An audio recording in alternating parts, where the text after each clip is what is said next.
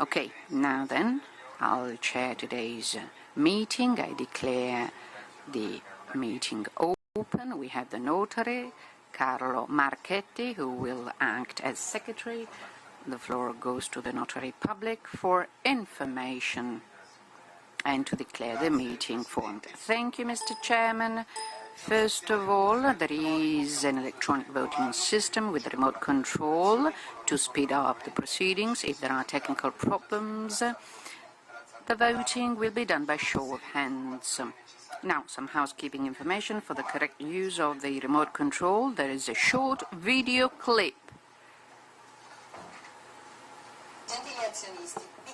Shareholders, please follow us to understand how to use the remote control. This is the tool you will be using to cast your votes. Your remote control has been personalized through a chip card that should not be taken out. Press Info to display the number of shares and votes associated to your remote control. When the voting is open, the display will show the number of the voting session and the message will be voting open. From this moment on, you can cast your vote by pressing one of the three upper buttons. You can also change your choice by pressing a different button. Only after confirming with the OK button will your vote be finally registered, and on the display you will see the message "Vote registered." When the voting is closed, all of the votes cast will be processed and the result will be calculated automatically. In the event of voting with a list vote, the pad will have also some additional numerical buttons. At the opening of the voting, you can select the number corresponding to the list chosen by you, or else you can vote against or abstain for all lists. At all times, you can change your choice, and then you have to finally confirm by pressing the OK button. Thank you for your attention. For further information, please go to the staff in the room. Okay. This was the housekeeping information on voting. Let's move on to the agenda. The notice of meeting has been published on the internet site of the company on the 18th of March and on Il Sole 24 Ore and in English on Financial Times. Item 1, accounts at the end of 2015, Director's Report and Auditor's Report 2, appropriation of the profit and distribution of dividends, 3, remuneration policy under Article 123 of TUF, 4, determination of the board members, 5, term of office of directors, 6, appointment of directors, 7, appointment of the chairman, 8, determination of the remuneration of directors, and then 9, appointment of auditors, 10, of the chairman of the board of auditors, and 11, determination of the remuneration thereof. On top of the chairman, there are Carlo Manacarne, managing director, and the director Sabrina Bruno, Francesco Clo, Francesco Gori, Yun Pang Hen, Elisabetta Riveri. Also present are the chairperson of the board of auditors, Massimo Gatto, and the standing auditors, Leo Amato and Stefania Chiaruttini. Justified absent are the directors Clo, Novelli and Saraceno. Also present is Professor Bianchi, representative of the bondholders of Snam, and Stefano Boschetti, Massimiliano Formet and Guido Corbetta are also present, representing Reconta Ernst & Young, in charge of auditing the accounts and the consolidated accounts for 2015. We also have Monica De Belchinis and Monica Mosconi, candidates for the term of director and standing auditor. The capital of audit is 3,696,851,994, comprised of 3,500,638,294 shares with no nominal value. Now present are in total 2,428,272,050 shares, accounting for 69.37% of the voting shares. Under Article 13 of the Privacy Code, the personal details of the participants to the meeting will be required in compliance with the obligations and tasks and purposes provided for under the regulation. The data will be added to the meetings, having first been automatically and manually processed, and can also be disclosed abroad, including outside the European Union. The name list of those entitled to take part, directly or indirectly, is available to you. And then there would also be the names of those who will leave the room, and this will be attached to the meetings. Before every voting, you will hear the number of participants, and thereafter you will hear the result. As recommended by CONSOB, the financial analysts and the journalists and qualified experts can follow the proceedings of the meeting. Under Article 5.2 of the regulation, the chairman's desk has been set up, presided over by Marco Reggiani, Secretary of the Board of Directors, assisted by Stefano Spergiani. There will be an audio and video registration system. The recording will be available with a 5-minute delay with the consent of those present on the website of the company. Under Article 4 of the regulation, in the premises of the meeting, you cannot use any recording system except for those mentioned, or cameras and the like. There is also a simultaneous translation from Italian into English, and the headsets are available. Under Article 7 of the regulation, the requests to speak can be presented to the chairperson's desk after the meeting has been formed, up until the time the discussion on the agenda is declared open. Every person entitled can only speak once per every item of the agenda. The maximum duration is 5 minutes per speech on every item of the agenda, so that all of those entitled can step in and express their own opinion in a fair amount of time, so that the general meeting of the shareholders will have an appropriate duration. There will be no reply, so after closing the discussion, you can only make a voting declaration for 2 minutes.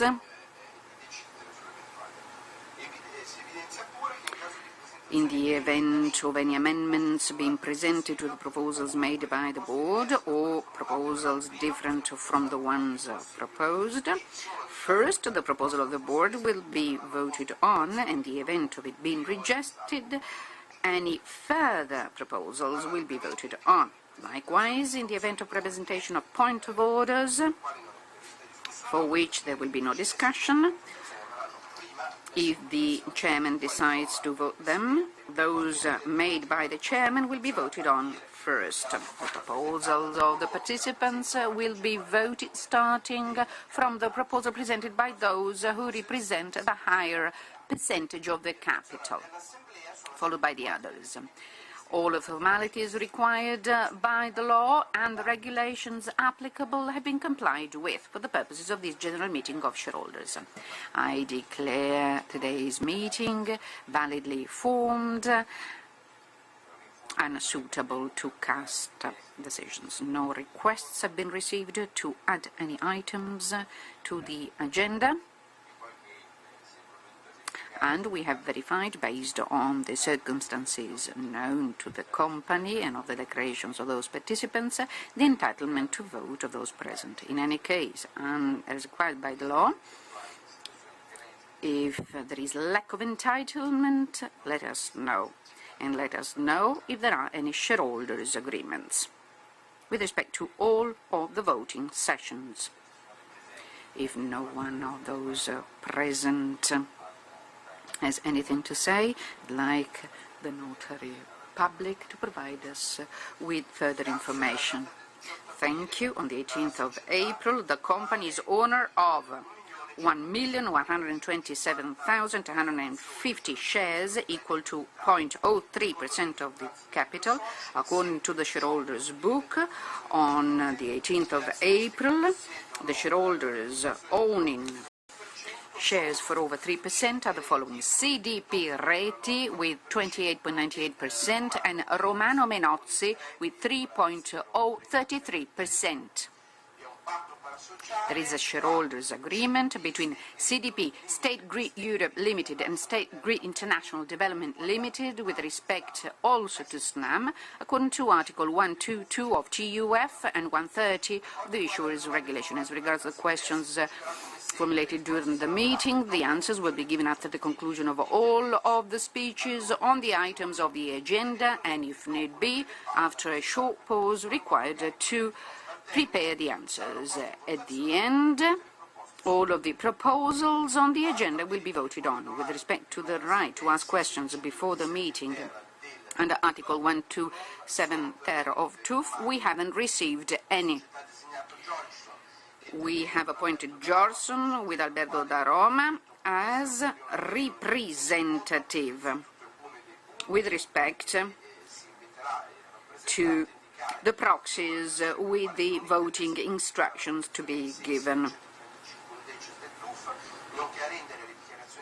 And the representative will indicate for every voting the number of shares for which the proxy has been given, and you will also have to declare any interest under Article 135 of subsection 4 of TUF.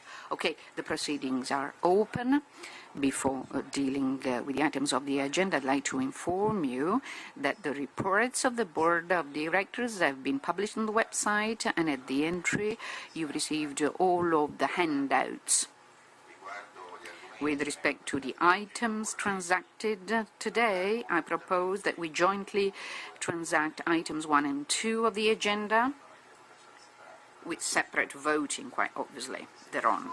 If you agree, we can now move on to items 1 and 2 of the agenda. The first one is the accounts at the end of December 2015, and the second one is appropriation of the profit for the year and dividend distribution. I'd like to ask Notary Public, with your consent, to provide information on the documentation on the accounts and the activities of the auditors. Okay, thank you.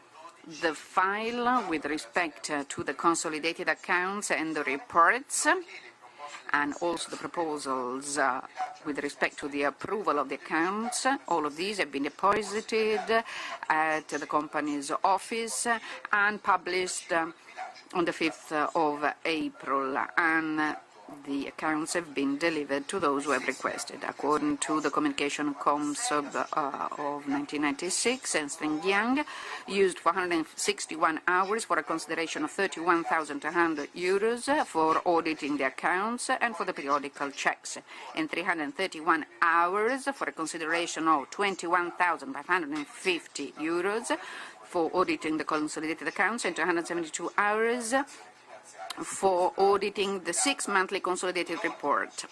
Also, Ernst & Young, following after the acquisition by Snam in the month of December 2015 of the stake in the company Transatlantic Pipeline AG, TAP, has presented a proposal to the company with respect to the performance of the activities connected to the examination of the documentation, which is not part of the network Raconta Ernst & Young. And the additional consideration is prorated to the working time of the consultants devoted thereto, an amount of €4,000 with respect to the activities performed for the consolidated accounts at the end of 2015, and €10,000 with respect to the activities for auditing the consolidated accounts for the current year, and €4,000 for the activities with respect to the consolidated 6 monthly accounts for the period 2016-2018. This is required for auditing according to the CONSOB criteria with respect to the consolidated accounts of Snam at the end of December 2015, according to IFRS. And now the floor goes to Carlo Manacarne, Managing Director, who will read the letter to shareholders and stakeholders, and thereafter Massimo Gatto and Stefania Boschetti and Raconta Ernst & Young will read their reports. Thank you. Shareholders and stakeholders. In 2015, Snam has taken another significant step in the construction of the international growth strategy started in 2012 in order to ensure safety and diversification of the supply sources for natural gas. In December last, we've taken over a 20% stake in Trans-Adriatic Pipeline TAP, the company that deals with the development of the project that will make it possible to transport gas from Azerbaijan to the European markets.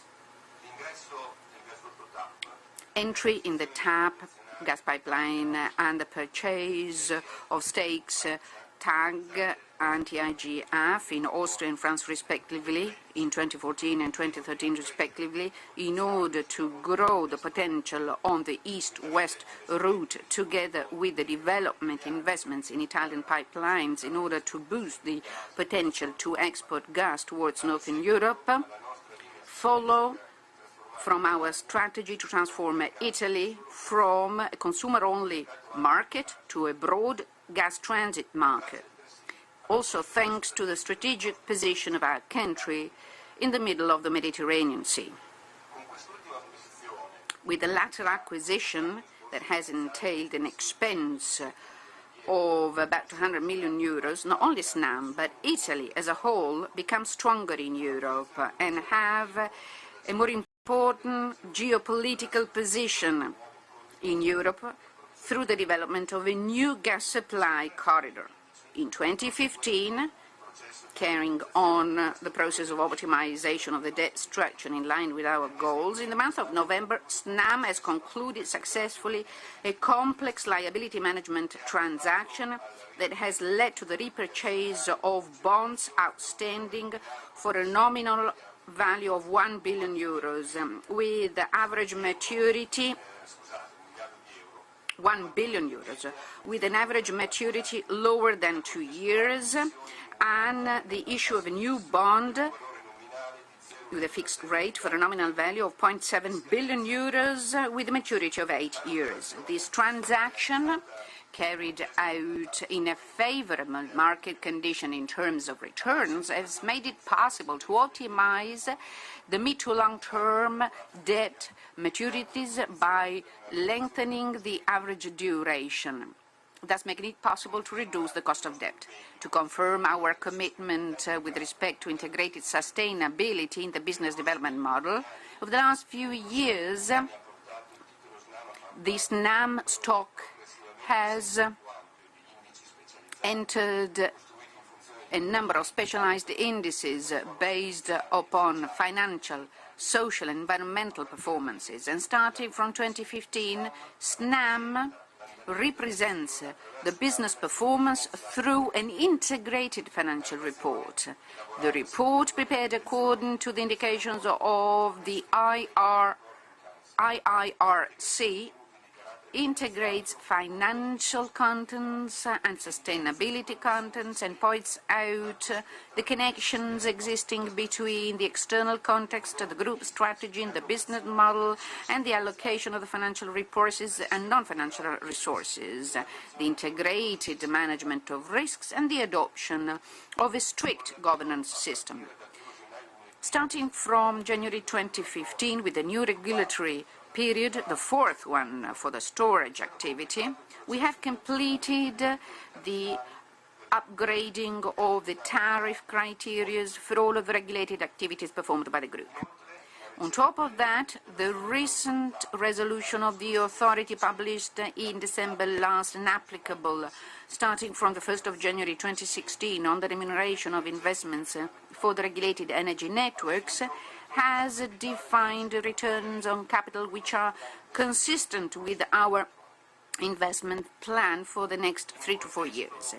In a context of gas demand in Italy, which, though growing, is still low, standing at 67.4 billion cubic meters in 2015 with very good results.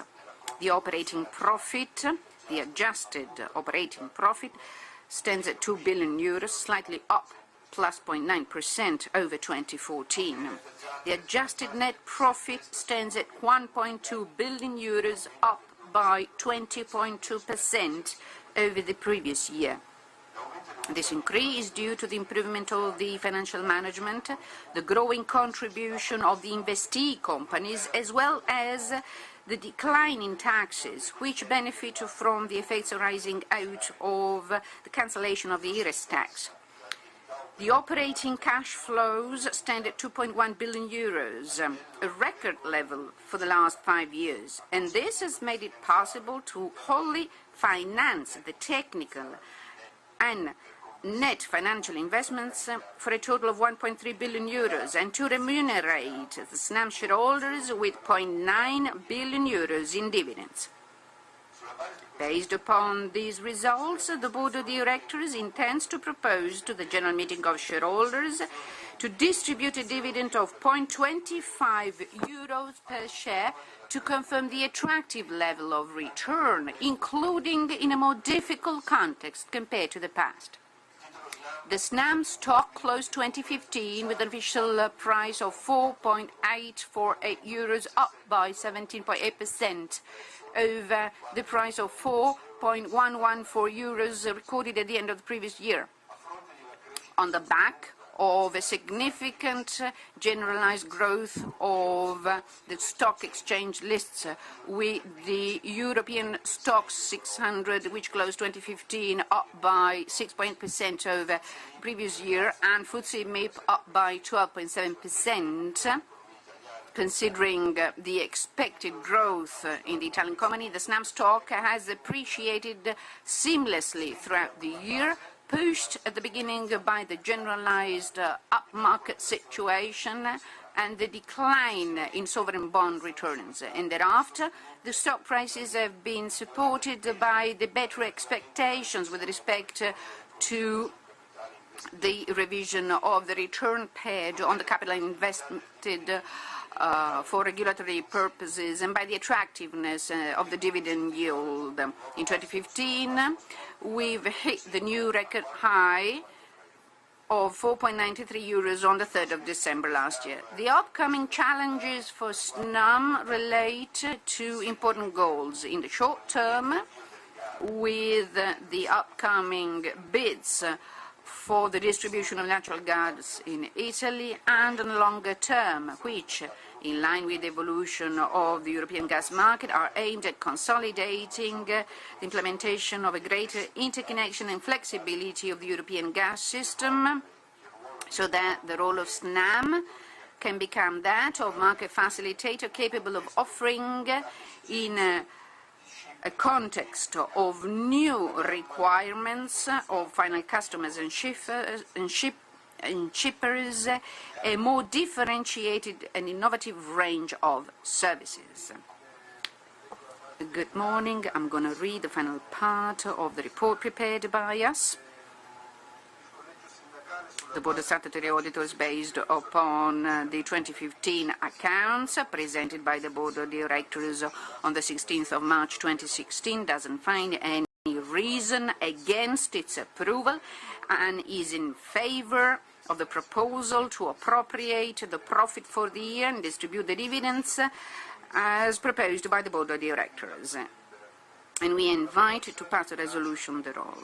With the approval of the accounts for 2015, the term of office of our board comes to an end, and we've been appointed on the 26th of March 2013 in compliance with the Code of Conduct applying to us, with the relevant regulation approved in April last year. The Board of Statutory Auditors has prepared a notice on the activities performed during the term of office, which has been transmitted to the company. This points out the need for this Board of Statutory Auditors to summarize in a document the activities performed, specifying the number of meetings and their average duration and the time required for every one of the activities performed and the professional resources used. This document has been transmitted to the company so that the new candidates and the shareholders can evaluate the adequacy of the remuneration. Finally, we would like to thank the shareholders of Snam for the trust given to us and the board of directors of the company and its management for the fruitful collaboration with them over these 3 years. Thank you. Thank you. Dr. Boschetti. Thank you. I'd like to read the final part of the opinion. According to us, the accounts for the year provide a true and fair view of the assets and financial situation of Snam S.p.A. at the end of December 2015, of the business results and cash flows for that year.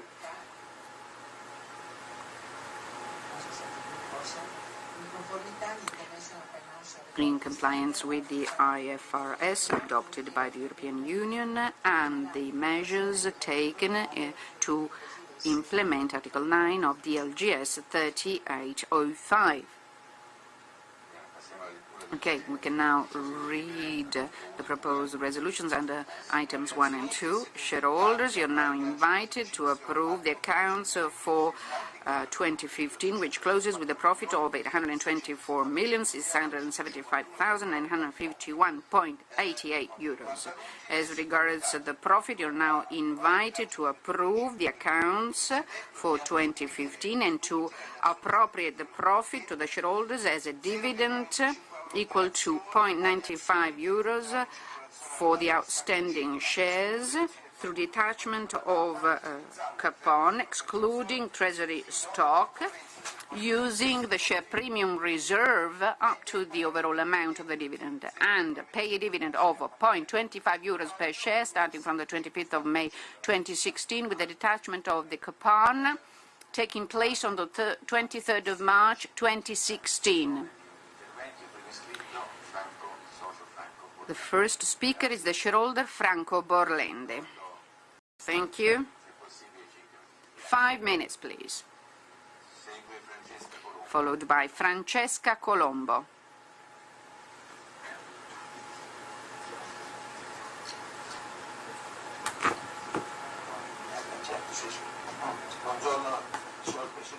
Good morning, Mr. Chairman, board members and shareholders. I'm Franco Borlenghi, a very small shareholder, faithful to this important, profitable company, and I always take part in our meetings. Mr. Chairman, as Istad said, as the ECB said, we are in a deflation environment, which is the contrary of inflation. So prices go down, the household consumption goes down, and in general also the economic growth goes down. And now then, despite these negative elements that I've pointed out, we have been able to close our accounts with a net profit of an amount of over 3.3% over the previous year, and also the total revenues have gone up. Likewise, the net cash flow from operations. And the amount of gas put in the network is very positive, 67.25 billion square cubic meters, plus 8% over the past. Shareholders, the results achieved confirm the strategic strength in the growth of our company, and this year as well we've carried on successfully the strategic plan, and we've strengthened our infrastructures with respect to gas, and we've developed the projects relating to the integration of the European network. According to me, the acquisition of the stake in TAB, the 20% stake, has been positive. I'd like to close here, and I ask the notary public to put it in the minutes. And please give me a copy of the minutes, and then I'd like to ask Mr. Malacarne to know his growth and development forecasts for our company for the current year, also considering that we are in a deflation environment. Thank you for your kind reply. I'd like to thank the audience as well for your attention. And I'm done. Thank you. Thank you. Francesca Colombo, and no one has asked for the floor. So, please. Good morning. My name is Francesca Colombo, and I do represent the investment funds of Etica CGR. There is to say an asset management company that is paying attention to the economic and financial performances of the companies we invest on, but also the environmental issues. So for the fourth consecutive year, we are pleased to participate in the shareholders meeting of your company. My contribution will deal with topics relating to governance, environment, and to people, and also legal issues. And I will stick to the 5 minutes I was given. As far as governance is concerned, and as to sustainability issues, we deeply appreciated this year as well the publication of the sustainability report before the shareholders meeting, which allowed us to make precise remarks. We know that there's a multi-year commitment by the board of directors and also by the top management in this connection, and we grasp this opportunity to ask you whether Snam also intends to establish an ad hoc committee supervising the sustainability issues in the long term as relating to Snam activity and Snam relations with its stakeholders, as it is provided for in the self-regulation code by listed companies. And on the basis of these recommendations, we also ask whether Snam intends to establish any units relating to the management of company risks when it comes to the topics mentioned before, that is to say sustainability. As to the environment, we know how committed the company is, and in the light of Snam participation in the Global Compact project of the United Nations, as well as the presence of a Global Compact 100, we'd like to know if and to what extent Snam intends to identify quantitative and qualitative objectives meeting the sustainable development goals of the United Nations. And as regards the importance that climate change had in the last few years and that will have in the years to come, as it is witnessed by the COP21 Paris conference, and in consideration of the need to adopt a different energy mix, different from the one adopted so far at a global level, we ask if and how Snam, following a particularly positive year as the one that's just elapsed, intends to change its strategies when it comes to the regasification, storage and transportation, that is to say, its core business. In this framework, we carefully look at a possible spin-off of Ital Gas, and we are looking forward to the 3-year plan that will be presented next July. We'd like to congratulate Snam for the monitoring activity when it comes to suppliers, and this is witnessed by the success of the workshop organized last November, and also the data of the suppliers portal that has been in force since 2015. It's not clear, however, if the different parameters also include environmental performance parameters of suppliers. Hence, we like to understand whether, mainly when it comes to Scope 3 emissions, Snam intends to adopt a calculation system for monitoring the footprint of its suppliers as well. As to, for instance, relations with people and rule of law, what we appreciate its fairness, the fairness that Snam has vis-à-vis its suppliers. But in the light of the recent acquisitions of 20% of the tap pipeline, that is still the object of particular attention, both from the environmental viewpoint and from the relationship with local communities, and in particular, I'd like to refer to the events occurred in the Apulia region.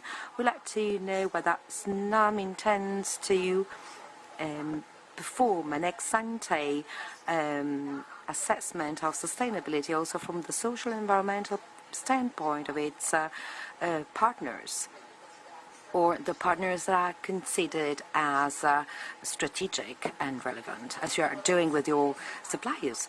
And we'd like to know whether Snam considered the possibility of joining the legality rating as it is promoted by the Authority for Competition. And this would be in compliance with the anti-corruption procedures that is mentioned in your sustainability report. And we'd like to grasp this opportunity to remind the importance of the adoption of specific policies on human rights, despite of the fact that this is not a tangible issue and it's a particularly complex one. It is useful to underscore how important this is in terms of factors that investors look at when making investment choices. And I'm not talking about ethical investors, but all investors in general, including institutional investors. In fact, Snam is among the Italian companies that is the object of the protection of minors that was promoted last autumn by the main fund and supported by Etica SGR. And on this occasion, we would like to have some pieces of information. That's all for me, and I thank you very much, because every year you are available to listen to us, not just on this occasion of the shareholders meeting, but also during the year. So I thank you for your investor-related activity, and I wish you all the best. Thank you. Thank you. If there are no other contributions, well, maybe, yeah, one.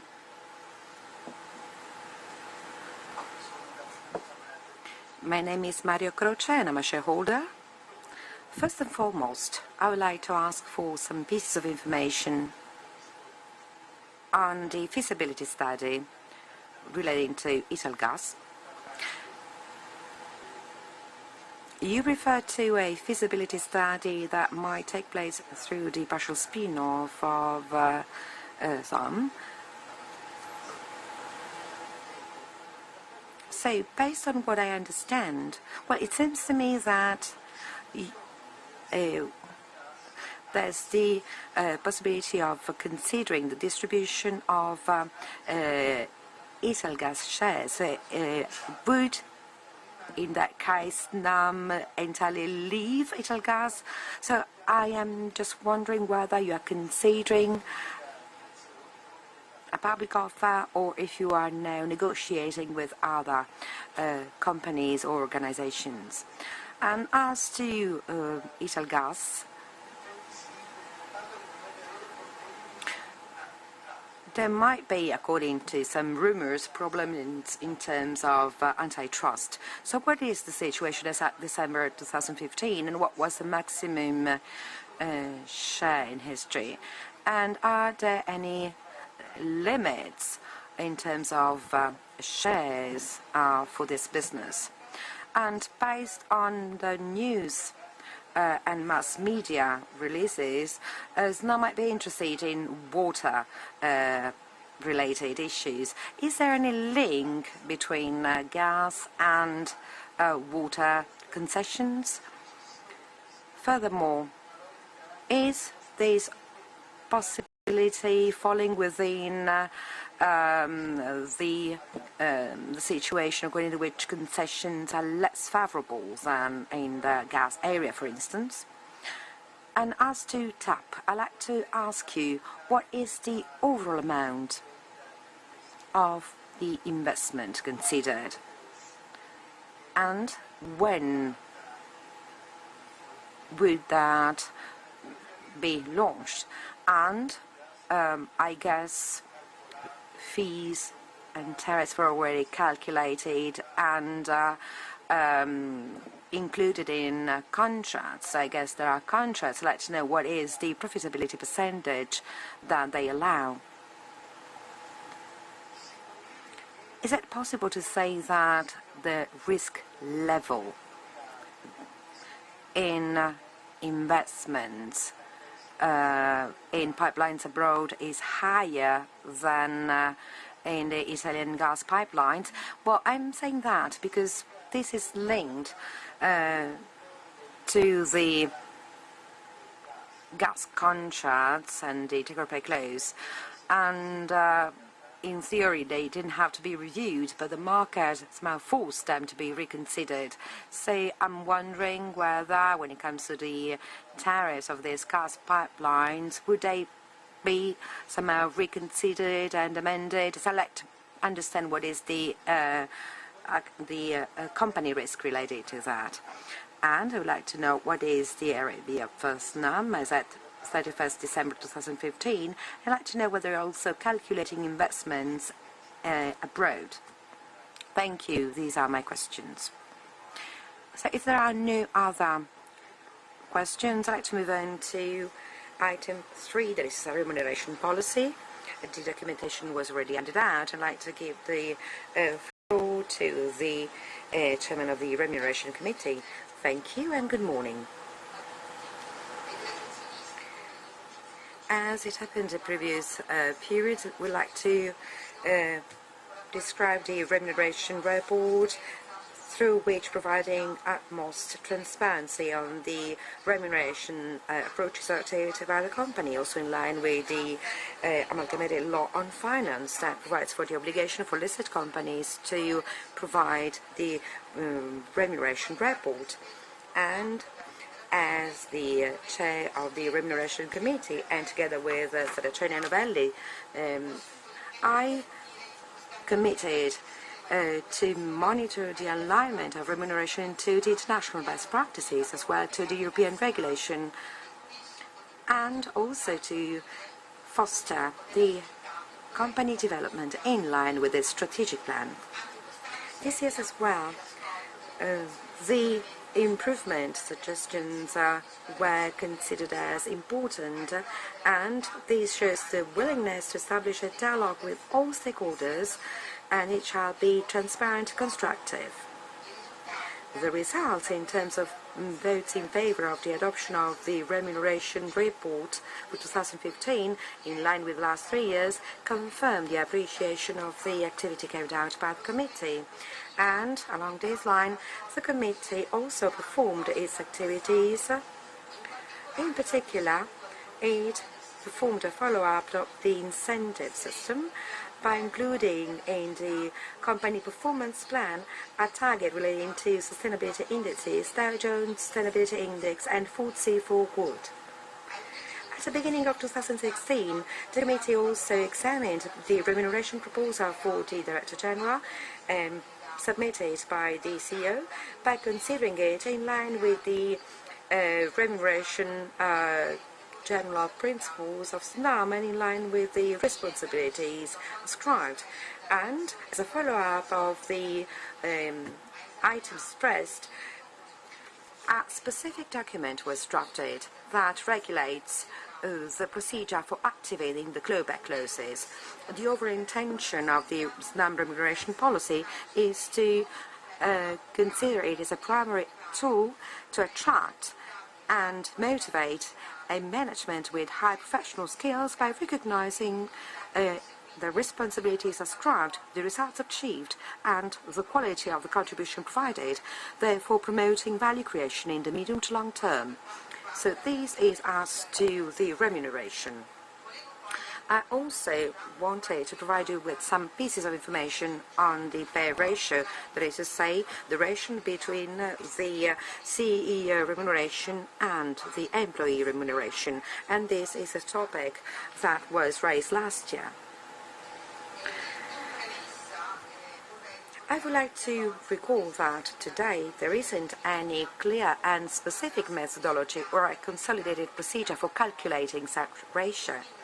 So we do believe that it is important to be somehow cautious in disclosing data and figures that might be unsuitably compared to the data provided by other companies or other sources.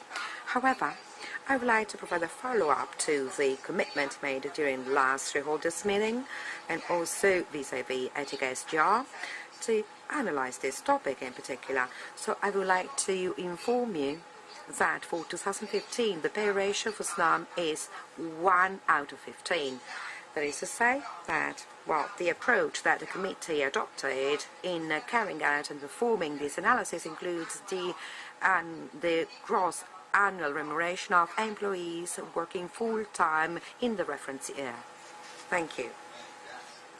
Okay, thank you. So the draft resolution for item 3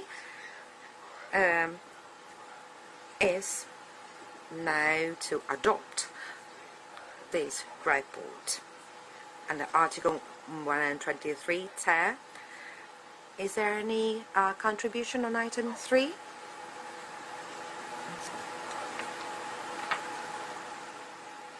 Yeah, the ratio you mentioned is a 1 in 15. Is that a sort of all-inclusive, including incentives, or is it just the salary or wage? Okay, thank you. We'll answer all the questions later. I'd like to move on to items from 4 to 8 of the agenda. That I would like to propose to tackle jointly with a separate voting. Item 4 is the determination of members of the Board of Directors. Item 5 is the term of office of directors. 6, appointment of directors, appointment of the chairman of the Board of Directors, and determination of remuneration of directors. I'd like to ask the notary to read the different resolutions. Well, the first one is an invitation to adopt the proposal based on which 9 directors are appointed. Then the term of office of directors is 3 years. As regards the appointment, according to Article 13, there shall be lists. And the lists are the following. There is a CDP rating, 28.9% of Snam share capital, and it is a list with Carlo Malacarne, Marco Alverà, Alessandro Tonetti, Yun Peng He, Monica De Virgilis, and Lucia Morselli.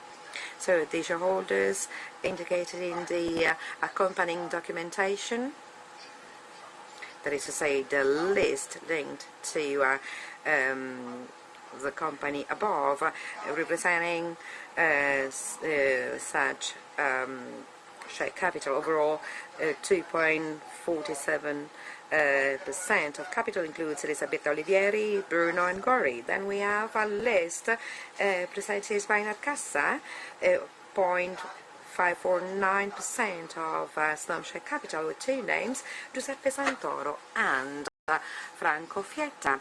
So the lists are publicly available.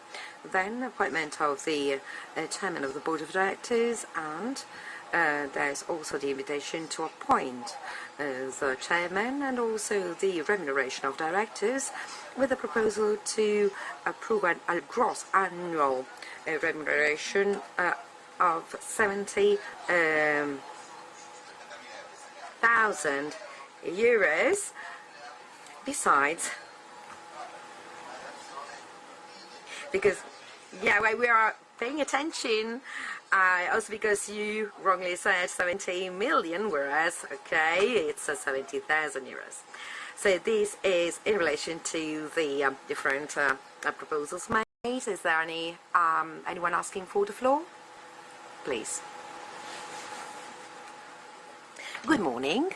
My name is Fabrizio Raimondo, and I do represent CDP Rating. We would like to thank the Board of Directors and the Board of Auditors that conclude their mandate today. I thank them for the activity in the last 3 years, and also for the as to the to Mr. Malacarne, I'd like to appreciate his activity in last years, and also allowing the company to achieve and obtain outstanding growth. And GDP Rating wishes fruitful activity to the new members that will be elected today. Is there anyone else asking for the floor? No? Okay, so at this point I'd like to propose to jointly tackle items from 9 to 11 in the agenda. So 9 is the appointment of the Board of Auditors and appointment of the chairman of the Board of Auditors, and the 11, determination of the remuneration. So, Article in compliance with Article 20 of the statutes, now the lists include GDP Rating, The list is Leomato, Maria Luisa Mosconi, and alternate auditor Maria Gimigliano. And as to the shareholders, overall representing 2.479% of Snam share capital, jointly presented a list of candidates with Massimo Gatto and Sonia Ferrero as alternate auditor. And the information, including, for instance, CVs and lists, were disclosed and also published on the website of the company and filed to Borsa Italiana. Then, the president of the Board of Auditors will be the standing auditor indicated in the minority list that obtained the highest number of votes. And as to the gross remuneration would be 80,000 and 60,000 euros respectively, in addition to the reimbursement of the expenses incurred. This is for the Board of Auditors, and at this point I'd like to suggest to make a 15 minutes break and be back at 11:15, and answers to your questions will be provided. Thank you. Okay, we can now resume the meeting, and maybe there will be further discussions later on with champagne being served at the end of the meeting. Now the floor goes to the Managing Director, who will provide the replies to the questions raised on the various items of the agenda. Carlo, the floor is yours. I'll be following the order of the questions asked by the shareholders. First off, Borlinghi, first question. Forecast for 2016. Now then, as regards the natural gas demand, well, essentially we forecast a level in line or slightly up, but in line with 2015. We don't see significant increases in the demand for gas. With respect to technical investments, the company is still committed to carry on a 4-year plan, which is a challenging one. And so also in 2016 we see investments around 1.2 million euros per year, i.e. for 2016. With respect to operating results, as you know, 2016 is the first year of the new set of rules, and the relevant authority has fixed a decline. But we believe we can mitigate some of the negative results thanks to cost control and actions and an efficient management. So I can say that the operating profit will be around 1.8 billion, 1.9 billion euros. So we can contain this reduction. This is the answer. Several questions on several topics by Mr. Croce, shareholder Croce. Let's start with Italgas. Well, as you rightfully said, the feasibility study that is underway in order to define a proportional partial split has the purpose of maximizing the value for shareholders, the value rising out of this transaction through the management and accounts being focused on the development of the two businesses. Italgas will be more flexible, can go to the market directly, so we can manage a stronger growth plan as a result of this, and at the same time Snam can carry on the plan for growth and streamlining the foreign corridors, the south one and the east-west one, with a strong capital structure and control of debt. So it's a value growth for both businesses. I'd like to tell you right away that the outcome of the study that is underway, and by the way, it should pass through a proportional partial split, but we are not absolutely studying placement on the market. I mean, he had asked something about this. And as regards the other questions, we are considering keeping a minority stake in Italgas, and most especially to benefit from that value creation that we believe will arise out of this process. As regards the market shares, that was another question. Well, today the market share for Italgas, the controlling company, is 30%. Instead, the stake of the related companies is 4%, so for a total of 35%. In the past, we've never recorded higher market shares. As regards the antitrust, well, the current law doesn't provide for a cap of growth. And by the way, there are special tenders. Insofar as we know, there will not be an antitrust rule for participating in the bids and an increase in the market share. Instead, there could be acquisitions or agreements, and, well, from time to time, this will be evaluated by the antitrust authority. As regards the investment in TAP, that's another question. Well, the overall investment for the project in TAP is 5.5 billion euros. And it is funded through project finance.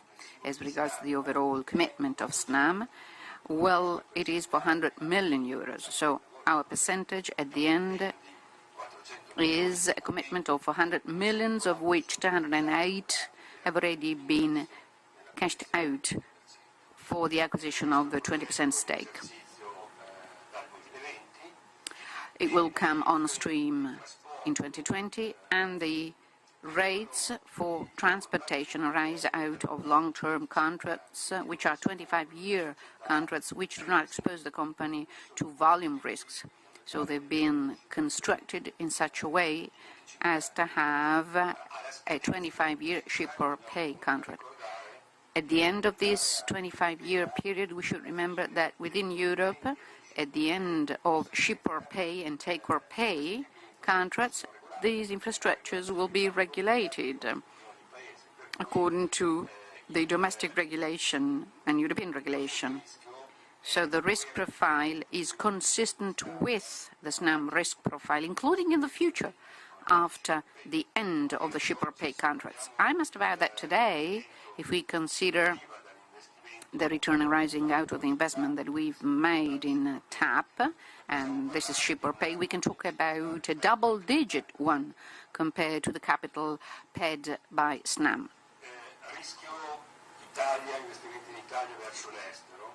The risk of investments in Italy vis-à-vis foreign investments. Well, as you know very well, Snam is investing abroad in regulated activities with a risk profile that is similar to that of the Italian regulated operations.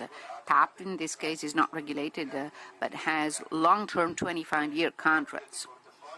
With respect to the portfolio, quite clearly, having the possibility to invest in businesses with a similar risk profile and also in different countries, there's more diversification of risk, and that's positive. It's by no way inconsistent with the development in a regulated Italian activity. The last request is the value of RAB of the Snam Group in Italy. It is 25 billion euros, considering the technical investments as well. On top of that, you have to add the investments in shares abroad, and they are assessed to be approximately 2 billion euros, their evaluated market value. With respect to RAB, Again, at the end of 2015, if you take a look at the leverage on RAB, it is 53% approximately. So the value of debt on the value of RAB is 53%. Let's move on to the other series of questions by Mr. Colombo. It's a medley of questions. First off, with respect to governance and general sustainability and risk themes, well, I must say that Snam is very keen on sustainability, including the long term. We have taken note of the new provisions of the Self-Discipline Code that were introduced in July 2015, which also suggest the establishment of an ad hoc committee. And I believe that the new board will consider this, because I believe that this aspect is quite important. And I'd like to point out also that Snam has an enterprise risk management system, an ERM system, which is fairly robust. And on the one hand, it supports the corporate functions so that they can identify and measure the main risks connected to the business, but at the same time, it also identifies the mitigation and remediation action. So it's an integrated system which also makes it possible for the board and for the Risk Control Committee, as a result, which is appointed by the board, to benefit from seamless periodical, monthly and quarterly flows of information on the management of corporate risks, and this supports the strategic plan. So activities are evaluated on a day-by-day basis as well as in strategic terms. As regards business and the environment, the Sustainable Development Goals of the company, well, they are suitable for its business, and the company has already identified for specific projects before the implementation of the same some quantitative and qualitative goals. For example, the commitment against climate change and the protection of biodiversity. These are, for example, two elements which are evaluated quantity and quality-wise. Snam also has a philanthropic policy. It draws inspiration from shared value to create a competitive advantage for both the company and the stakeholders. As regards the strategies that Snam wants to adopt with respect to the energy mix, considering its core business, I must say that we are convinced that in the upcoming years we have to decrease carbon emissions. So the emission reduction goals fixed by COP21 are important, and we believe that in order for us to have completely renewable energy in the future, we have to kind of accompany the world in this transition with a type of fuel, i.e. gas, which is a fossil fuel, and so its emissions are lower than oil and coal. And gas can accompany the world towards completely renewable energies, and we are also committed on this front. We have also suggested a combined activity, including transport and storage of LNG, so that these activities can be combined to create more flexibility in the use of gas. The other thing that we are trying to do is seal agreements in order to increase the energy mix, also through the development of biomethane. We want to include biomethane in our network and boost its production through a cooperation that we have started with Confagricoltura and the Italian Consortium for Biomethane. With respect to the management of the supply chain and the evaluation parameters considered? Well, in our case, all of those that want to provide goods and services to the company have, first and foremost, to share the commitment to reduce ESG impacts and risks. And with respect to supply of works, which accounts for 70% approximately, the suppliers which are considered to be critical suppliers, I mean, we have several levels, A and B, and the most critical ones are the biggest ones and must all have certified quality and environment quality assurance, and this is required according to ISO standards. In 2015, we've also exceeded the goal of having almost all of the suppliers, i.e. 90% thereof, with OSA's 18,001 certification with respect to health and safety of workers, and there's been a significant increase over 2014 when this percentage was 60%, now it stands at 90%. With respect to business, legality and human rights, well, the question was fairly detailed. I mean, do we foresee to have an ex-ante evaluation? Well, quite clearly, Snam's policy is that of having new structures and managing the existing ones by adopting a stringent, collaborative, environmentally friendly approach. We build infrastructures, but we stay on the ground to manage them. We don't go away, so the relationship with the territory and the community is very important.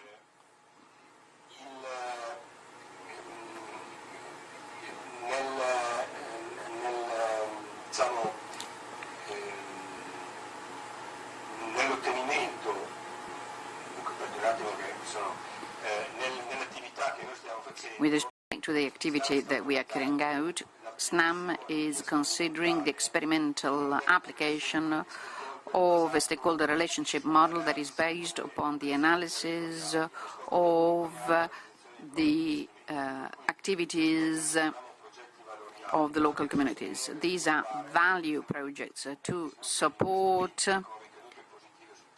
investments with a positive impact on the local community. We're doing this with pilot projects. The first pilot project that we have kicked off is an experimentation in Puglia with the connection to tap. This is one of the pilot projects in the province of Lecce, in Puglia, in southern Italy, where we will try and fine-tune this process on the analysis of the local community mission. Let's call it that way. The other question was the legality rating. Well, Snam carries on an ethical and accountable business model vis-à-vis all of the stakeholders, so we comply with the law and do more than that, because we also use new tools. For example, we have adopted with all of our suppliers and sub-suppliers the Integrity Ethical Pact, which also through reputational analysis makes it possible to understand if the requirements have been met to obtain the qualification over time. And to do that, we've also introduced this new process in order for the suppliers and sub-suppliers to agree with the Snam ethical values. And then human rights policy and the importance of having one. Well, we know that you are pushing a lot on this aspect, i.e. on the Universal Declaration of Human Rights of the United Nations. I mean, this is one of the things in which we actively participate. We participate in Global Compact, and well, even though we have not yet adopted a high-level policy as required by the ILO, we are strongly committed through ethical codes in order to comply with the principles of the policy, and we will consider having a formal policy of that kind. I think I've answered all of the questions. Oliveri on remuneration. We've made the calculation considering the fixed amount of remuneration because we've had to compare it with the whole population, as I said, and not all have the variable amount. So the answer is the fixed amount of the remuneration.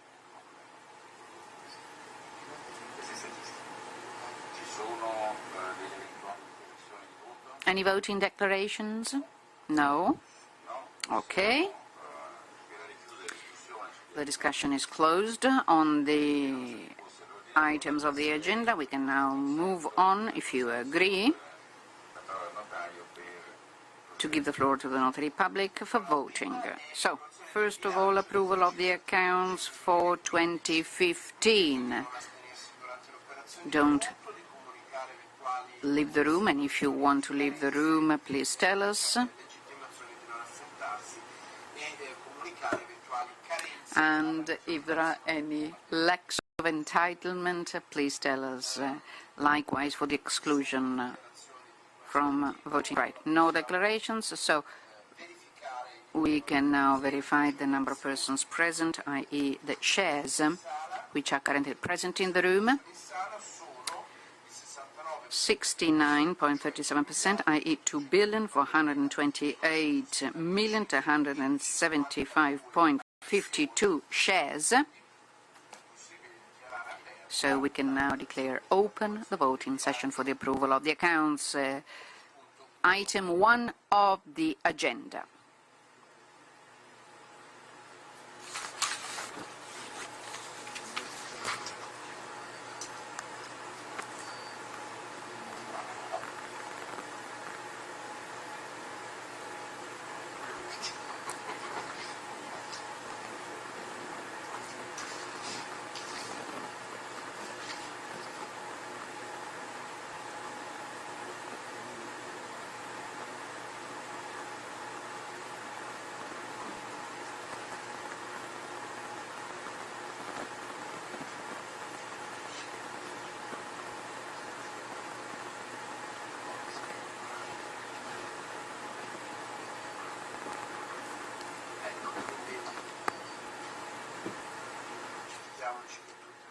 Let's make sure that everybody has voted, if you so want to do, so that we can see the results. Voting session closed.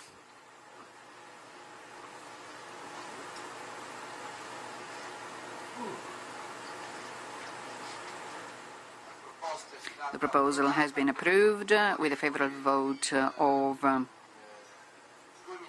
2,399,643,000.62 shares, against 1,218,502 shares, abstaining 13,881,000,091,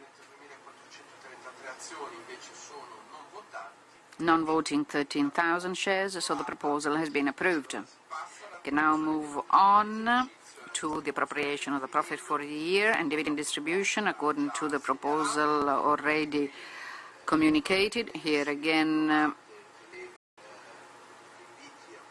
we invite you to communicate to us any lack of entitlement to vote or exclusion from voting right. Otherwise, we can declare the voting open on the appropriation of the profit for the year. Item 2 of the agenda.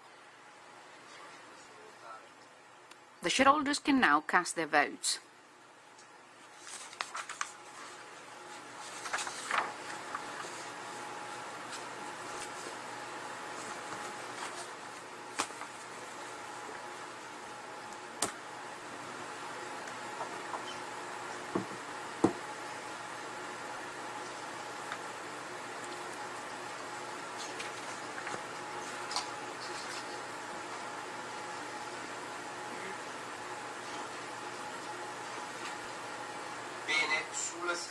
With 69.37% of the share capital in favour of the appropriation, 68.42%, against 0.02% of the capital, abstaining 0.54%, non-voting 0.39% of the share capital. As regards those present, the specific numbers will be shown in the minutes. We've arrived at item 3 of the agenda, which is the remuneration policy. Again, tell us if you're not entitled to vote or excluded from voting. The voting is now open on the remuneration policy.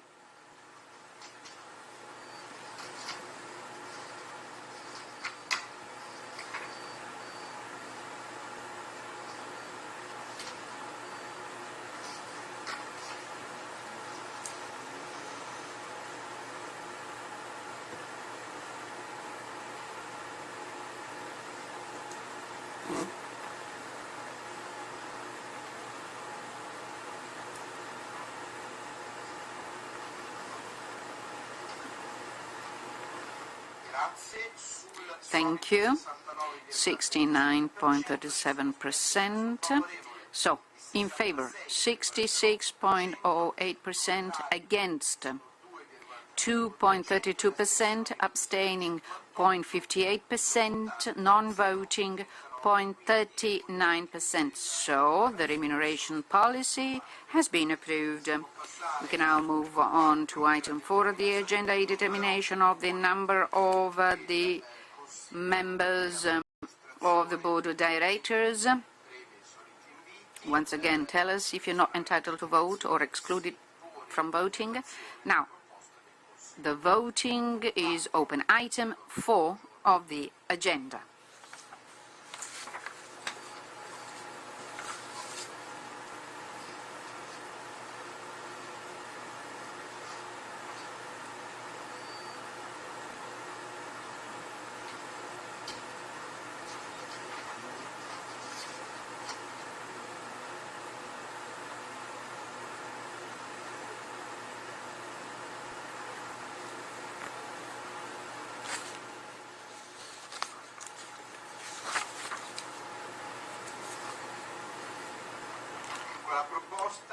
The proposal has been approved with 68.23% of the capital in favor on a total of 69.37 present, 0.01% voted against, 0.73% abstained, non-voting 0.39%. So the meeting has established that there will be 9 members of the Board of Directors.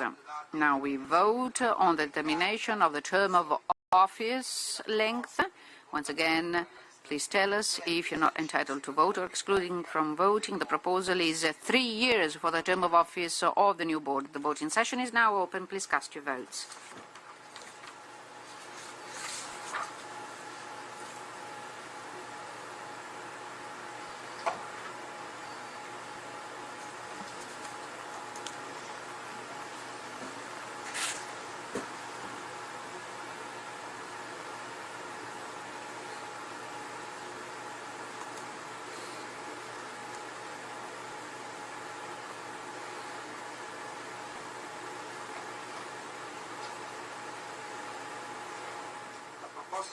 The proposal of the board has been approved with 68.75% of the capital in favor, 0.03 against, 0.20 abstaining, non-voting equal to 0.39. So the new board will be in office for 3 years. Now, let's move on to the lists. In this case, you have to vote in a different manner, i.e. those who want to vote the list presented by CDP Reti, they have to press 1. If you want to vote the list presented jointly by the institutional investors, press 2. If you want to vote for the Intercassa list, press 3. If you want to vote against all of the lists, press contrario. Finally, if you want to abstain from all of the lists, press astenuto. In any case, and as usual, immediately after your choice, you have to press OK. Tell us not entitled to vote or excluded from voting. And now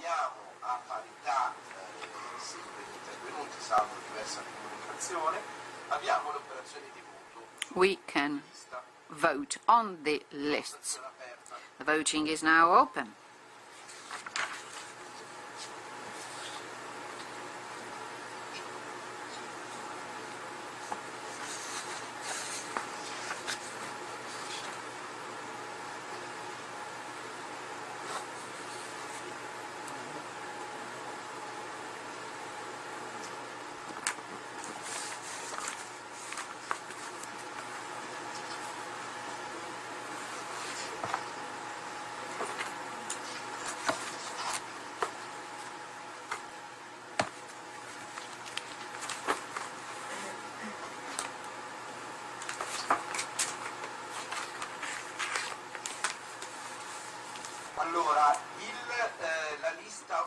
List 1 has received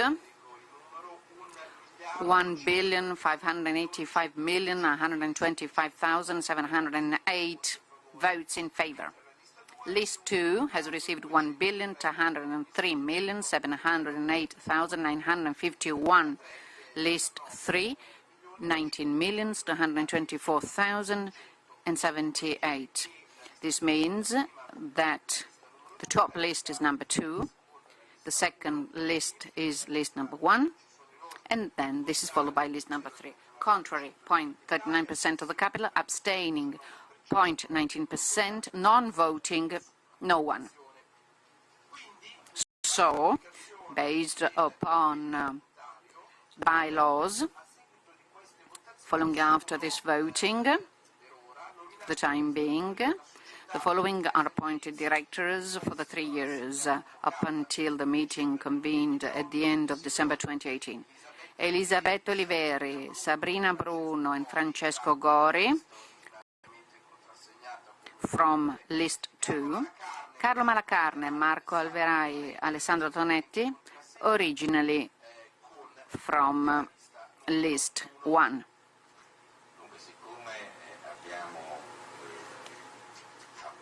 Since you have approved by majority that there will be 9 members of the board of directors, under item 4 of the agenda, I invite the shareholders to make proposals so that there will be 9 directors. Now we have 6. We have to add 3 to arrive at 9. Since you've decided to have 9. As a representative of CDP Rete, I propose to appoint the last 3 candidates of the list presented by CDP Rete.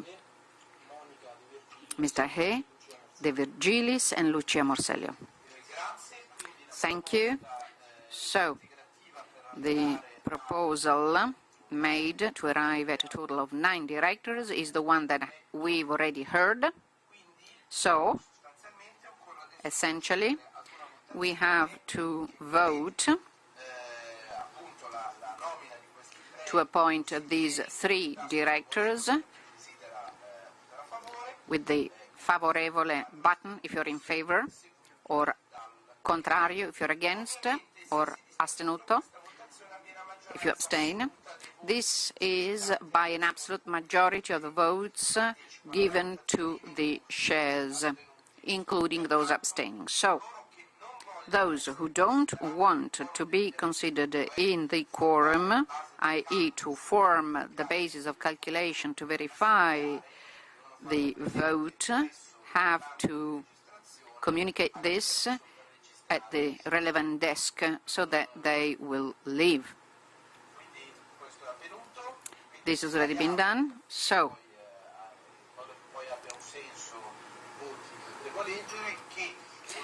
we inform you that a number of funds have already done so, considering the exit of a certain number of shares from the basis for the calculation. So, if there are no other transactions to be carried out to do this, can you confirm? I've seen a person leave the room. Okay, we can now read the capital present after the exit of a number of funds, i.e. total present now 1,119,856,093 shares, equal to 31.99% of the total. So, on the basis, Mr. Chairman, of these new presences at the General Meeting of Shareholders, we can, unless, I say it again, other transactions are being carried out, we can now start voting on the proposal made by CDP to appoint these three candidates, Mr. He, Ms. De Virgilis and Ms. De Morselli,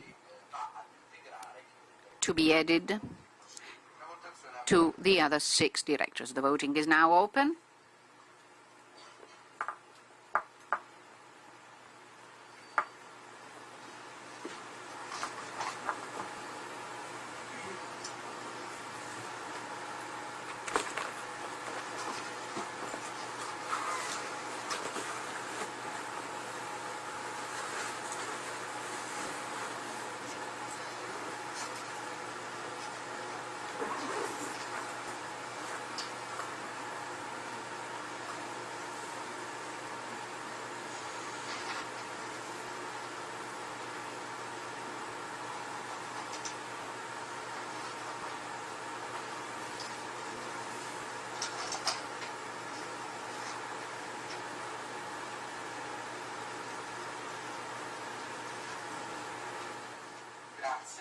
Thank you. Present 31.99% of the company's capital. In favor 30.82%. Against 0.93%. Abstaining 0.23%. And 5,500 shares haven't voted. So, as a result of this, at the proposal of CDP Rete, these following directors have been appointed: Mr. He, Ms. De Virgilis and Ms. Morselli by a majority, and we can acknowledge that we've completed the board comprised of 9 members and that this is in compliance with the regulations with respect to gender equality. Now we are ready for item 7, i.e. the appointment of the chairman of the board of directors. Since the appointment has not been fully made with a list vote, I'd like to invite the shareholders present to make proposals in order to identify the chairperson of the board of directors. If you have any proposals.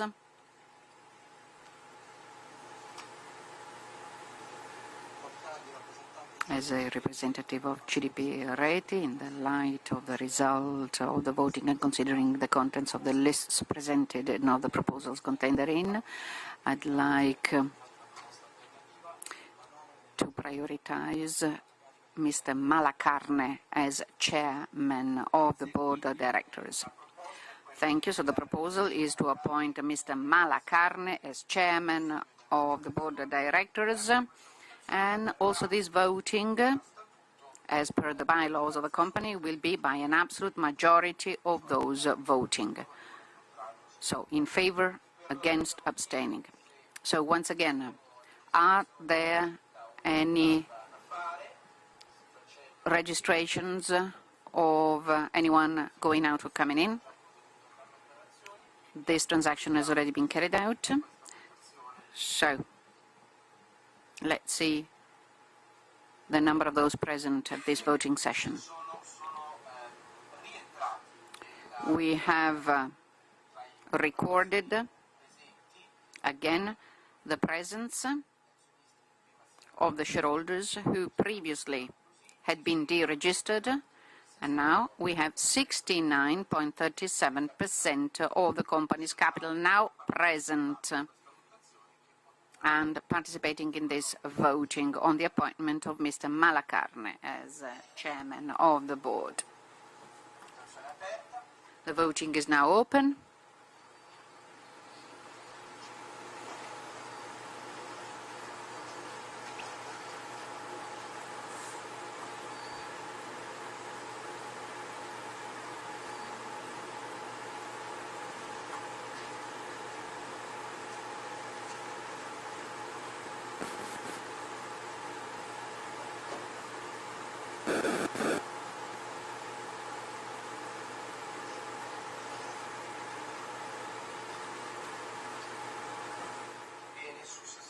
Out of 69.37% of the company's capital present, 66.73% are in favour of appointing as chairman Mr. Malacarne, 2.02% voted against, 0.22% abstained, and 0.39% didn't vote. So, for the upcoming 3 years, the board is comprised of Carlo Malacarne, chairman, and by Oliveri, Bruno, Gori, Alberà, Antonetti, He, and De Virgilis and Mosselli as directors. Now let's move on to item 8, determination of the consideration for the directors, i.e. the directors' fees. Once again, if you're not entitled to vote or excluded from voting, please tell us. So we are ready to vote, and let's vote on remuneration as described before. So the voting procedure is open.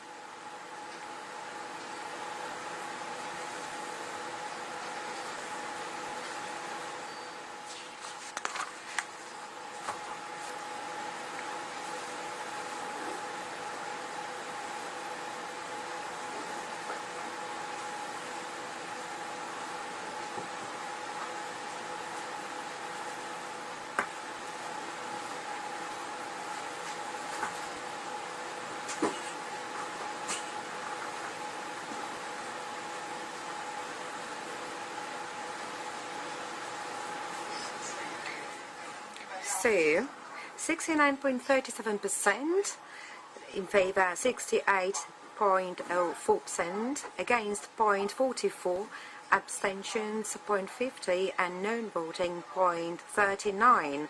So the proposal on the remuneration has been approved. So item 9 is the appointment of the auditors. In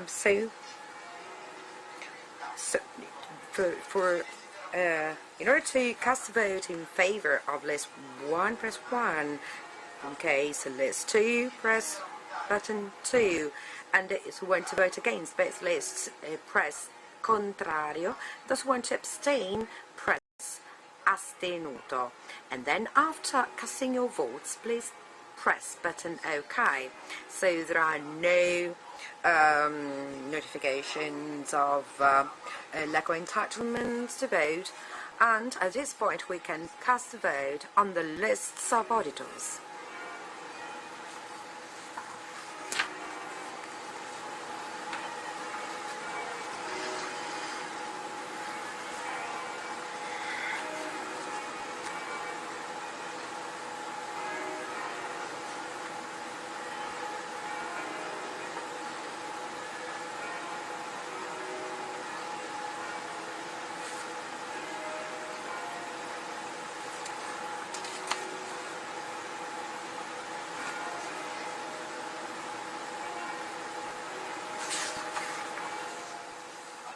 So,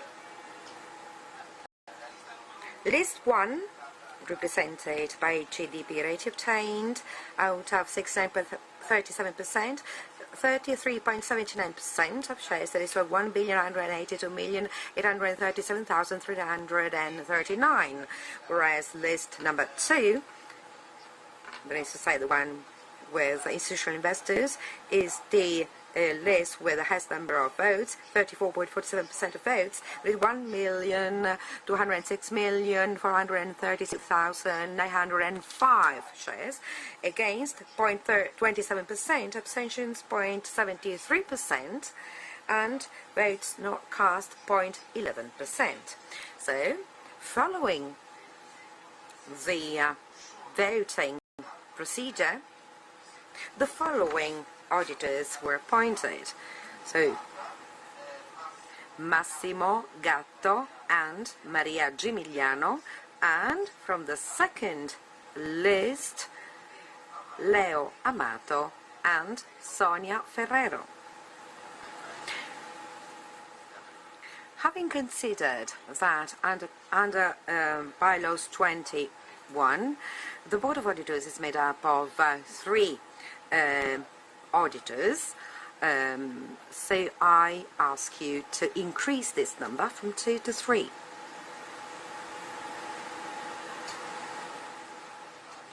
As a representative of CDP Reti, I propose to appoint the second auditor of the list of CDP Reti, that is to say, Maria Elisa Moscone. So CDP Reti proposes to vote in favor of Maria Luisa Mosconi, and as it happened before, this resolution is made on the basis of the majorities provided for by the statutes and bylaws, so you have to vote either in favor or against or by abstaining. And this voting procedure takes place according to the absolute majority of votes, and once again, those who do not want to be considered as part of the basis of the number of votes have to clearly say it. And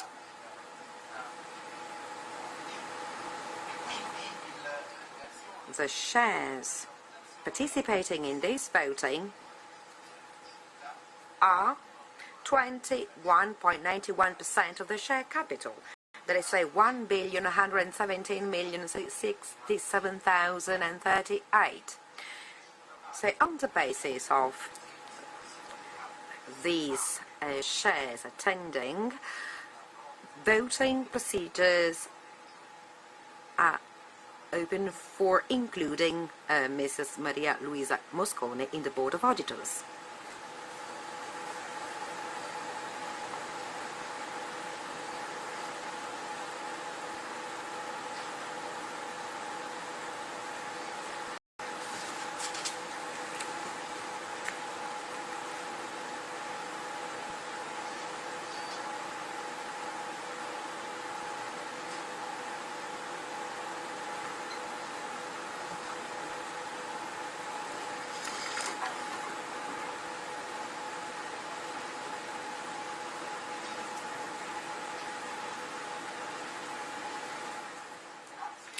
Thank you. Out of 31.91%, votes in favor 30.67%, against 0.27, abstentions 0.77, not voting 0.11%. So the appointment was approved and the Board of Auditors is now entirely established. Now, we continue with item 10, that is to say, the appointment of the Chairman of the Board of Auditors, and according to the bylaws, the Chairman of the Board of Auditors is elected among members of the list that received the least number of votes, and is in office for 3 years. So on the basis of the voting procedure already occurred, Leo Amato is the Chairman of the Board of Auditors, as he is part of a list that was second place in terms of voting, and the alternate auditors include Giuliano and Ferreira, and I would like to add that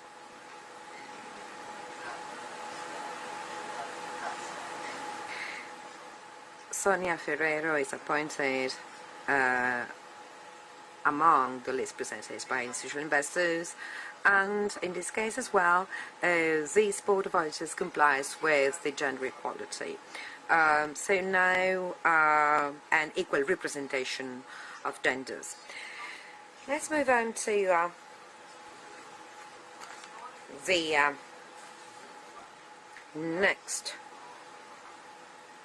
item, that is to say, please express whether you have any lack of entitlement to voting, and so we can open the voting procedure on the determination of remunerations of the Board of Auditors.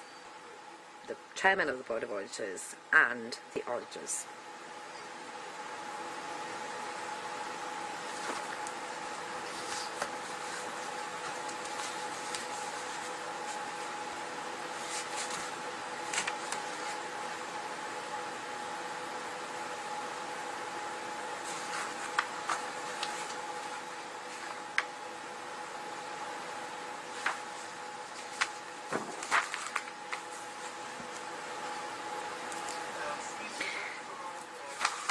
So, 69.37% of shares represented, 67.83% voted in favour, against 0.65%, abstentions 0.50%, not voting 0.39% of the share capital.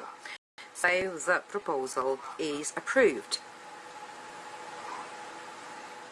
So, the floor to you. Okay, so it's 12:13. Before closing the meeting, the holders meeting, I'd like to wish all the best to the new Board of Directors and the new Board of Auditors. I'd like to thank the previous BOD members and Professor Clo and Professor Saraceno, Mr. Novelli and Mrs. Girattini for their extraordinary activity in the last 3 years. Thank you. And if there are no other items to be debated, I'd like to close and ask to close the meeting. Now, please allow me to say one thing. I'm really satisfied with the results that the company obtained so far, and it's been a rewarding period for me.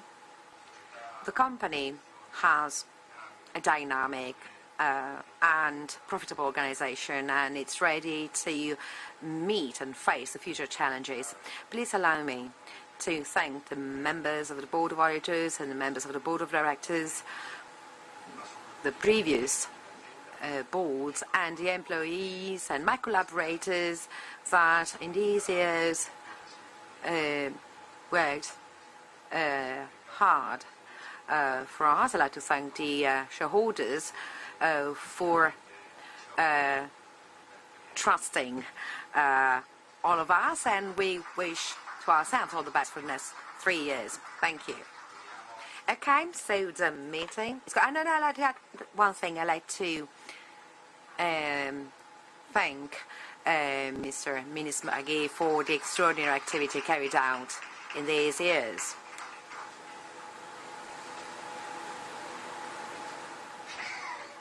The shareholders meeting is closed.